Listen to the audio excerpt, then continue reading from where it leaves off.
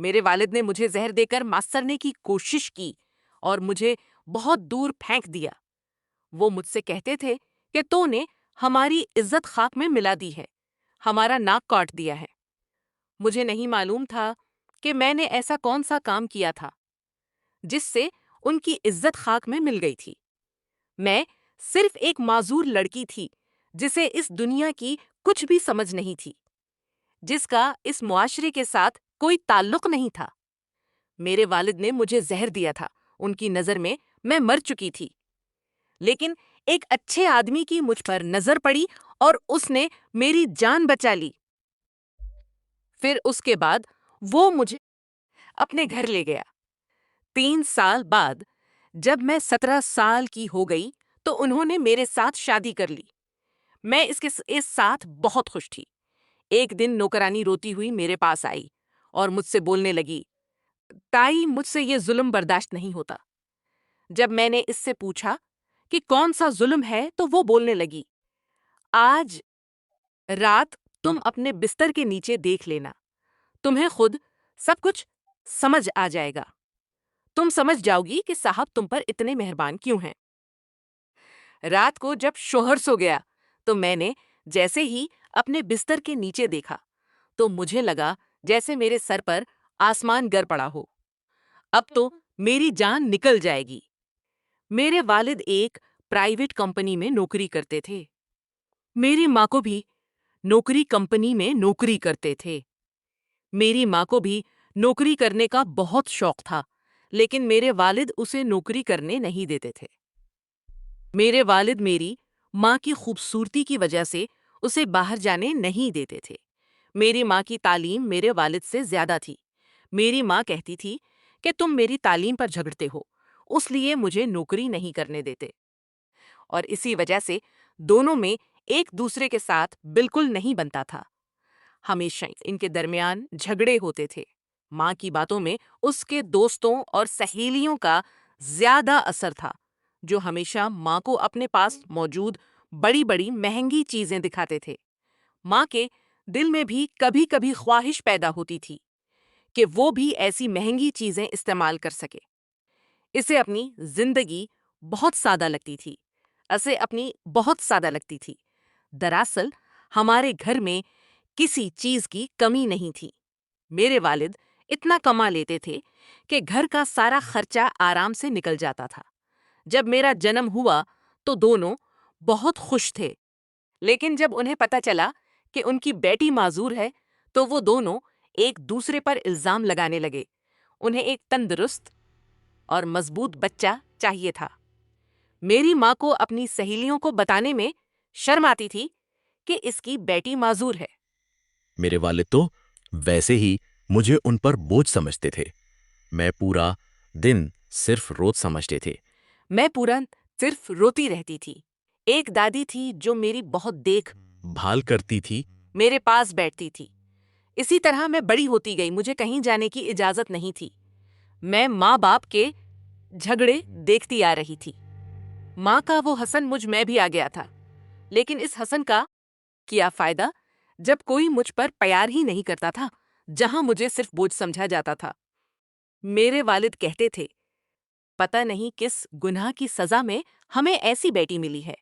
दरअसल में उनकी दूसरा बच्चा नहीं चाहिए था। सिर्फ मुझे देख कर कहते थे कि देखने में तो इतनी खूबसूरत है, अगर ये खुद अपने पैरों पर चल सकती होती तो अब कौन उसके साथ शादी करता।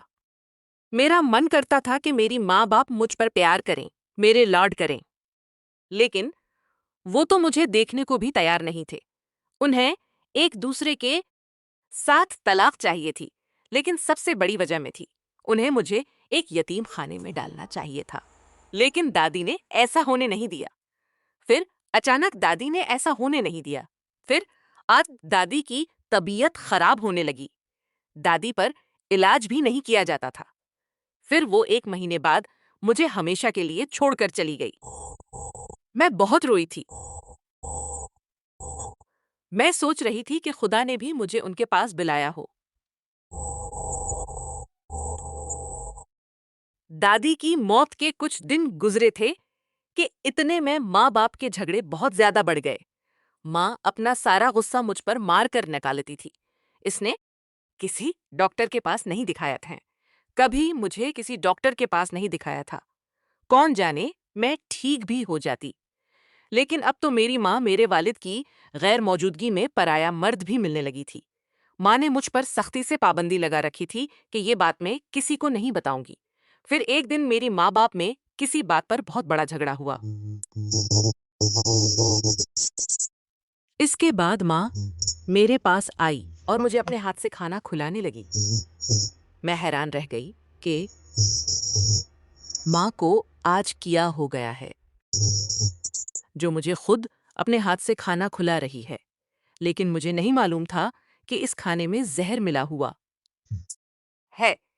खाना खाने के बाद जब मैं बेहोश हो गई और मेरे वालिद को लगा कि मैं मर गई हूं, तो उन्होंने मुझे उठाया और एक दूर जगह ले आए। इस वक्त मेरी उम्र 14 साल रही होगी। मैंने सुना था कि माँ बाप अपनी औलाद से बहुत ज्यादा प्यार करते हैं। अपनी औलाद को गर्म हुआ भी नहीं लगने देते। लेकिन मुझे जहर देते वक्त मेरी माँ बाप के हाथ पांव भी नहीं कांपे थे। उनके अंदर शायद इंसानियत खत्म हो चुकी थी। उन्हें अपना सफर अलग करना था। लेकिन अगर ऐसा ही था तो उन्हें मुझे बता देना चाहिए था। मैं कहाँ उनके रास्ते में रुकावट बनती। मुझे मारने की क्या जरूरत थी? शायद उन्हें ऐसा लगा हो कि उन्होंने मुझे मारकर फेंक दिया है। लेकिन कहते हैं ना कि मारने वाले से बचाने वाला बड़ा होता है। मैं वाकई मर जाती, लेकिन इन वक्त पर एक अच्छे घराने वाले ने अब मेरी जान बचा ली। मैं अस्पताल के बिस्तर पर थी। मैं बहुत हैरान थी। आज के जमाने में कौन इतना करता है? यहाँ तो मेरे अपने सगे माँ बाप ने मुझे कूड़ेदान में फेंक दिया था। मेरे लिए तो यही एक बहुत बड़ा सदमा था। उसने मुझसे पूछा कि तो कौन है और तुझे जहर किसने दिया है? मैंने कहा, मेरे माँ बाप। मैं माजूर होने की वजह से वो मुझसे नफरत करते थे, मुझसे छुटकारा पाना चाहते थे। इसलिए उन्होंने मुझे जहर खुला दिया। इसने मुझे अपने घर ले आया। वो आदमी देखने में बहुत खूबसूरत था। इसका घर भी बहुत बड़ा और खूबसूरत था।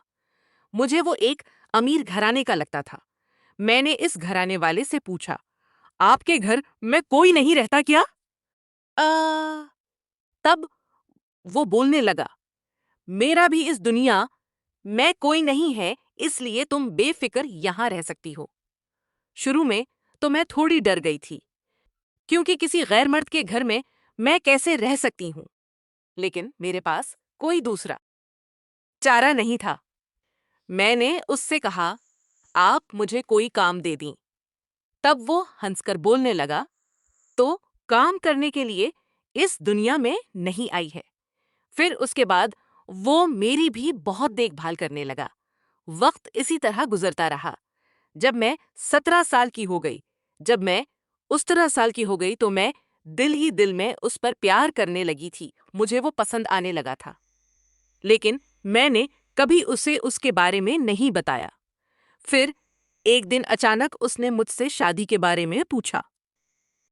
मैं बहुत हैरान थी कि उस जैसा खूबसूरत लड़का मेरे साथ क्यों शादी करेगा। लेकिन वो सब सच था। फिर उसने मुझे बहुत सी शॉपिंग करा कर दी, मुझे हर चीज खरीद कर दी। फिर उसके बाद उसने मेरे साथ शादी कर ली। उसके साथ मैं बहुत खुश थी। अब मैं उसके घर की मालकिन थी। खुदा ने मुझ जैसी माजूर लड़की को भी कितना अच्छा जिंदगी साथी दिया था। उसका नाम सुशील था। रोज काम से घर वापस आते वक्त वो मेरे लिए ताजगुलाब का फूल लेकर आता था। मुझे घर का कोई काम करने नहीं देता था। मैं रोज उसके लिए सुनूर जाती थी। उसने बताया कि उसका बहुत बड़ा बिजनेस है। और वो बहुत अमीर है, इसलिए मैं बहुत बेफिक्र हो गई थी। मुझे इसके साथ लेकर जाने, मैं इसके साथ लेकर जाने, मैं उसे काफी शर्म नहीं आती थी। इसके सब दोस्त, मैं उसके साथ जाती थी।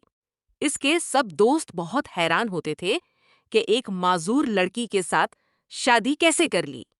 मैं बहुत खूबसूरत थी, लेकिन कहते हैं ना कि खुशी की उम्र कम होती है। इसे किसी ना किसी की नज़र लगनी ही थी। इसे किसी किसी की नज़र लगनी ही थी।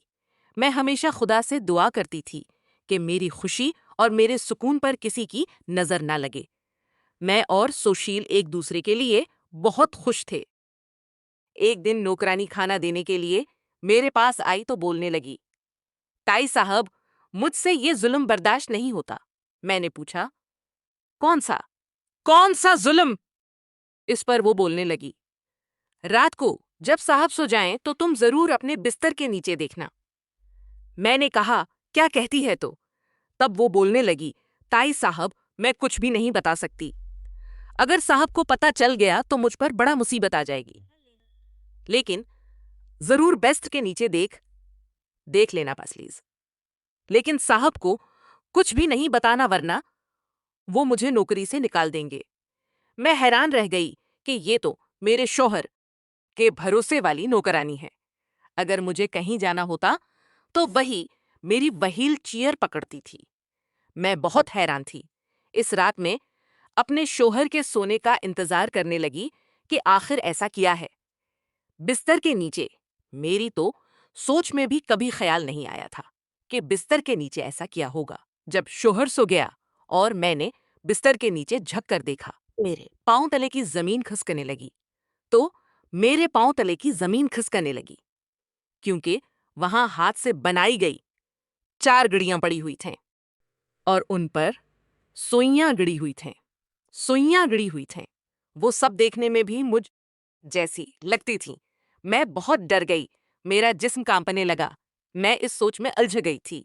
मेरे दिमाग में सिर्फ यही ख्याल चल रहा था, मुझे अपने शौहर से ये सब पूछना था। लेकिन इसी वक्त मुझे इस नौकरानी का डरा हुआ चेहरा याद आ गया। इसने तो मुझसे वादा लिया था कि मैं किसी को कुछ भी नहीं बताऊंगी। वो कहती थी कि मैं तुम्हारी खैर ख्वाह हूं, लेकिन मैं तुम साहब को बता दोगी। लेकिन अगर कुछ बड़ा करेंगे तो वो तुम्हारे साथ भी कुछ बड़ा करेंगे और मुझे भी नौकरी से निकाल देंगे।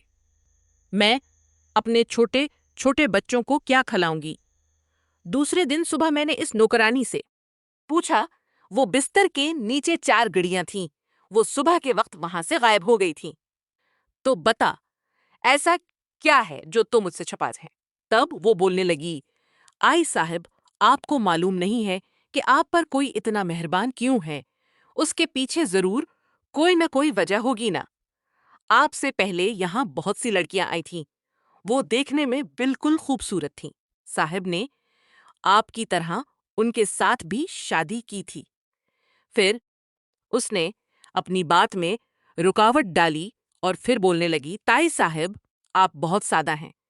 आप जरा साहब से बच कर रहना। मुझे आपकी मदद करनी है। मुझे अपने कानों पर यकीन ही नहीं आ रहा था। मैंने कहा, पहले मुझे ये बता कि उन गड़ियों से क्या होने वाला है। तब वो बोलने लगी, ताई साहब, पहली ताई साहब के बिस्तर के नीचे भी ऐसी 4 गड़ियां साहब ने रखी थीं। मैंने खुद देखा था। फिर उसके कुछ दिन बाद ताई साहब का इंतकाल हो गया। साहब ने कहा था कि किसी को बताना नहीं। हम सबको भी ये बताने की मना की थी। नौकरानी की बात सुनकर मुझे अलग ही टेंशन आ गया था। मैंने कहा, तो बता, अब मैं क्या करूं? तब वो बोलने लगी, ताई साहब, आप यहां से भाग जाएं। यहां से थोड़ी दूर एक एनजीओ है जहां माजूर और यतीम लड़कियों को रखा जाता है। आप वहां चली जाएं। मैंने उन गड़ियों को देखकर और नौकरानी की बात सुनकर बहुत डर गई थी। मेरा शौहर तो मेरी इतनी देखभाल करता था। मेरे इलाज के लिए हमेशा टेंशन बात कर चुका हूँ। तेरा इलाज जरूर हो जाएगा। कोई मुझे इतना पसंद करेगा, इतना प्यार करेगा। कोई मुझे इतना पसंद करेगा। इतना प्यार करेगा। फिर वो ये सब कैसे कर सकता था? मुझे कुछ समझ नहीं आ रहा था कि मैं किस पर यकीन करूं और किस पर यकीन ना करूं। इस नौकरानी ने एक और नौकरानी को भी लेकर आई। इसने भी वही कहानी सुनाई। अब तो मैं वाकई बहुत डर गई थी। और इसी दिन घर से भाग गई। मैं एनजीओ में जा रही थी कि इतने में मेरी माँ ने मुझे देख लिया और गाड़ी रोककर मेरे पास आ गई। वो मुझे जिंदा देखकर रोने लगी। मैं अपनी माँ को देखकर डर गई कि पता नहीं घर जाकर वो मुझे फिर जहर तो नहीं देगी, लेकिन मैं भाग भी नहीं सकती थी। मेरे आंखों में खौफ देखकर इसे बहुत शर्म आई। वो मुझसे बोलने लगी, बेटा मुझे मुझे माफ कर। मैंने तेरे साथ जो कुछ किया वो बहुत गलत किया। मुझे लगा था कि तुम मर गई है, लेकिन तो जिंदा है। वो मेरे पास आने लगी। मुझे इस पर बहुत गुस्सा आ रहा था। मैं बोलने लगी, खबरदार, अगर तो मेरे पास आने की कोशिश की तो मैं तुझे कभी माफ नहीं करूंगी। वो मेरे पाँव के पास गिर पड़ी और बोलने लगी, मुझे माफ कर। इस दिन तुझे मारना मेरा फैसला नहीं था, वो फैसला तेरे वालिद का था। मैं बहुत मजबूर थी, लेकिन अब तो मेरे साथ रहेगी। तेरा बाप मुझसे अलग हो गया है। वो रोने लगी और बोलने लगी, मुझ पर यकीन कर, मेरी अंदर की ममता को समझ, सिर्फ मुझे एक मौका दे। मेरा भी दिल भर आया। मैंने उसे गले लगाकर बहुत रोवाया। वो मुझे अपने घर लेकर आई। मैंने पूछा, पापा का और तेरा तलाक क्यों हुआ? तब माँ बोलने लगी, मुझे तेरे वालिद के साथ रहना नहीं था, मुझे पैसे का लालच था। फिर एक दिन तेरे वालिद का एक ये बात मालूम हो गई है और उन्होंने मुझे तलाक दे दी और उन्होंने दूसरी शादी कर ली। मुझे तो उसके बाद एक लम्हा भी सुकून नहीं मिला। लेकिन मुझे समझ आ गया कि कोई भी मर्द भरोसे के काबिल नहीं। मेरी तलाक के बाद वो भी मेरे साथ शादी करने को उस तैयार नहीं था। मैं नौकरी तलाश करने लगी। फिर मुझे नौकरी भी मिल लगी तो मुझे एहसास हुआ कि मैंने क्या किया है। कितने जोड़े बच्चों के लिए तरसते हैं और खुदा से दुआ करते हैं, खुदा से मुंत करते हैं ताकि उन्हें बच्चा हो जाए। मुझे माफ कर, मैं अब भी अपनी माँ को ऐसी माफी मांगते देख नहीं सकती थी, इसलिए मैंने उसे माफ कर दिया। वो खुश हो गई। माँ बोलने लगी, अब मैं तुझे कहीं जाने नहीं दूंगी। इतनी सालें तो कहाँ रही थीं? फिर मैंने माँ को अपनी सारी कहानी सुनाई। तब माँ रोती हुई बोलने लगी, ये सब मेरे वजह से हुआ है। मैं अच्छी माँ नहीं हूँ। मेरी वजह से ही तुझे इतनी मुश्किलात बर्दाश्त करनी पड़े। तो अपनी माँ को माफ कर, लेकिन अब मैं तुझे कभी शिकायत का मौका नहीं दूंगी। एक अच्छी माँ बनकर दिखाऊंगी। अब मैं उसके घर रहने लगी। वो मेरे साथ बात करने की बहुत कोशिश करती थी। माँ अब भी देखने में खूबसूरत थी। वो एक शादीशुदा लड़की की माँ नहीं लगती थी। कोई भी आसानी से धोखा खा सकता था। उसकी उम्र और उसके मजमूई तर्ज जिंदगी से वो मेरी बहन लगती थी। अब भी उस पर बहुत से मर्द जान छड़कने को तैयार रहते थे। माँ ने बताया, मैं जहाँ नौकरी करती हूँ, ये घर मुझे इसी कंपनी ने दिया है। ऑफिस की तरफ से मुझे एक गाड़ी भी मिल गई है। मेरी माँ एक बड़े अहदा पर कामन कर रही थी। इसने मुझे बताया कि मैं जल्द अज जल्द तुझे तेरे शोहर से तलाक दिलवाने दूंगी। तुझे डरने की कोई बात नहीं। अब तो अकेली नहीं है। अब तो अकेली नहीं है। तेरी माँ तेरे साथ है। मैं बहुत खुश हुई कि मैं अकेली नहीं हूँ। मुझे कहीं ना कहीं अपने शोहर को छोड़ने का दुख जरूर होता था। मुझे अब भी इस आदमी के दिल में यकीनन क्या चल रहा है, इसके बारे में कुछ भी मालूम नहीं था। माँ ऑफिस से आकर मेरे से साथ बहुत सी गपें और बातें करती थी। मुझे बताती थी कि मैं अब अपने सब दोस्तों और सहेलियों को छोड़ चुकी हूँ। सब मुझे कमीना पिन करते थे। उन्होंने मेरे अंदर जहर भर दिया था। मैंने कहा, इंसान तो गलतियों से सीखता है। तब मेरी माँ एकदम खामोश हो गई। मुझे वहां रहते 1 महीना हो गया। एक रात मुझे प्यास लगने की वजह से मैं उठी और उसके पास आने लगी, लेकिन मुझे अपनी माँ के कमरे से आवाज आ रही थी, दिल में जरा तजस्सुस पैदा हुआ। मैंने सोचा देखूं तो रात के वक्त माँ के कमरे में कौन हो सकता है। माँ ने तो बताया था कि उसने सबके साथ ताल्लुक तोड़ दे हैं। मैं बाहर ही खड़ी होकर सुनने लगी तो मुझे एक मर्द की आवाज आ रही थी। माँ से वो आदमी बोल रहा था, तो जल्द अज जल्द अपनी बेटी को तलाक दिलवाना वरना मैं तुझे नौकरी से निकाल दूंगा। वो माँ का बास था, लेकिन रात के उस वक्त वो माँ के कमरे में मुझे ये सब बिल्कुल ठीक नहीं लग रहा था। फिर वो बोलने लगा, तो जो मेरे साथ शादी करने का ख्वाब देखती है वो ख्वाब तभी पूरा होगा जब तो मेरा काम करेगी। अगर मैंने तुझसे मेरा घर और गाड़ी वापस ले ली तो सड़क पर आ जाएगी। तो अब भी अपनी बेटी को तलाक नहीं दिलवाने दी। मैंने इतना कुछ किया, तेरी बेटी की नौकरानी को पैसे दिए, इसे घर से भगा दिया, तेरी बेटी के दिल में शक पैदा किया, झूठी गड़ियां बनाकर बिस्तर के नीचे रख दी। वो माजूर लड़की मुझे मेरे बेटे की जिंदगी में नहीं चाहिए। मैं हैरान रह गई। यकीनन वो आदमी मेरे शोहर का बाप था। मेरी माँ बोलने लगी, जैसा तो कहेगा वैसा ही होगा। अब तुझे शिकायत करने का मौका नहीं मिलेगा। मैंने अपनी बेटी के दिल में अपनी जगह बना ली है। वो बहुत सादा और भूली है। मैं उससे दस्तखत करवा लूंगी।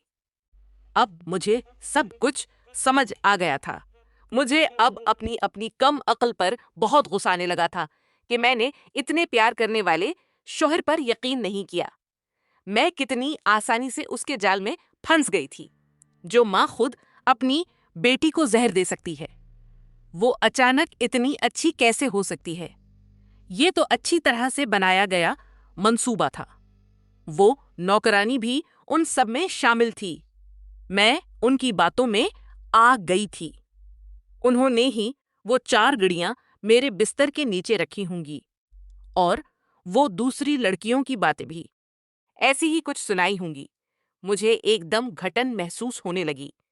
मुझे वहां से बाहर निकलना था। दूसरे दिन जब माँ ऑफिस गई तो इसकी नौकरानी मुझ पर नजर रखने के लिए आई। मैंने उससे कहा, मेरी मदद कर, मैं तुझे वो रकम दे दूंगी जो तो कहेगी। मुझे मेरे शोहर के घर ले चल। मेरी माँ बहुत जालिम है। मेरी माँ बिल्कुल नहीं बदली थी। उसने सिर्फ मेरे सामने अच्छी होने का ड्रामा किया था। मैंने बताया कि वो मेरा तलाक करा कर देगी। वो मेरा घर बर्बाद करना चाहती है और अब भी इस अमीर आदमी के साथ शादी करके मुझे छोड़कर चली जाएगी। तो मेरी मदद कर। शायद इस नौकरानी पर मुझ पर रहम आ गया। इसे भी पैसों की जरूरत थी, इसलिए वो मेरी मदद करने को तैयार हो गई। मैंने गाड़ी कराकर सीधा शौहर के पास चली गई। मेरा शौहर मेरी यादों में बहुत फराख दिल हो गया था। वो मुझे देखकर हैरान हुआ और बोलने लगा, तो कहाँ चली गई थी? मुझे बताए बगैर कहाँ चली गई थी? कहाँ नहीं ढूंढा। ऐसा मुझसे क्या गलती हो गई थी जिसकी वजह से तो मुझे छोड़कर चली गई थी? फिर मैंने इसे सब कुछ सच बताया। मैंने कहा, मैं डर गई थी, मुझे मुआफ कर। मैंने सिज पर यकीन ना करके गलत आदमी पर यकीन कर लिया। मैंने इस दिन अपनी माँ और सास के सारे बोले हुए अल्फाज अपने शौहर को सुनाए। मेरी माँ और तेरे वालिद ने हमें अलग करने के लिए एक मंसूबा बनाया था। वो दोनों मिले हुए थे। तेरे वालिद मुझ जैसी माजूर लड़की को अपनी बहू के तौर पर कबूल नहीं कर सकते। उन्हें तेरे कंधे के साथ कंधा मिलाने वाली लड़की चाहिए जिसमें कोई कमी ना हो। वो मेरी माँ के साथ इसलिए शादी करने वाले हैं। उनकी ऐसी ख्वाहिश है कि पहले वो मेरा तेरे साथ तलाक करा दें। मेरे शौहर को ये सब कुछ समझ आने के बाद वो बहुत हैरान हुआ था। वो बोलने लगा, मेरा बाप अच्छा आदमी नहीं है, इसलिए मैं उनसे अलग रहता हूँ। उन्हें औरतों से करने की आदत है। हर खूबसूरत लड़की को वो शादी का ख्वाब दिखाते हैं। अपने पैसे के जोर पर इस लड़की के साथ बड़ा सलूक करते हैं और फिर उनकी भूख इसे सलूक करते हैं और फिर जब उनकी भूख मिट जाती है तो इसे छोड़ देते हैं। इसका मतलब था कि मेरे शौहर का बाप मेरी माँ को अपने मफाद के लिए इस्तेमाल कर रहा था, इसके साथ शादी करने वाला नहीं था। मैंने इस नौकरानी को नौकरी से निकाल दिया। मेरे शौहर ने फिर मेरा हाथ पकड़ा। शौहर ने मुझे वादा दिया कि मैं तुझे कभी नहीं छोड़ूंगा। वो मुझ पर बहुत प्यार करता था। अब मैंने तय कर लिया था अपने शौहर से कि कोई कुछ भी कहे, मैं अपने शौहर से कभी दूर नहीं जाऊंगी और ना ही किसी पर यकीन करूंगी। और अब हम खुशी से घर बसाने लगे हैं। दोस्तों, आज की कहानी आपको कैसी लगी ये कमेंट में ज़रूर बताएं। अगर आपको ये कहानी पसंद आई हो तो वीडियो को लाइक करें और ऐसी ही अच्छी अच्छी कहानियां सुनने के लिए चैनल को सब्सक्राइब करना ना भूलें। शुक्रिया।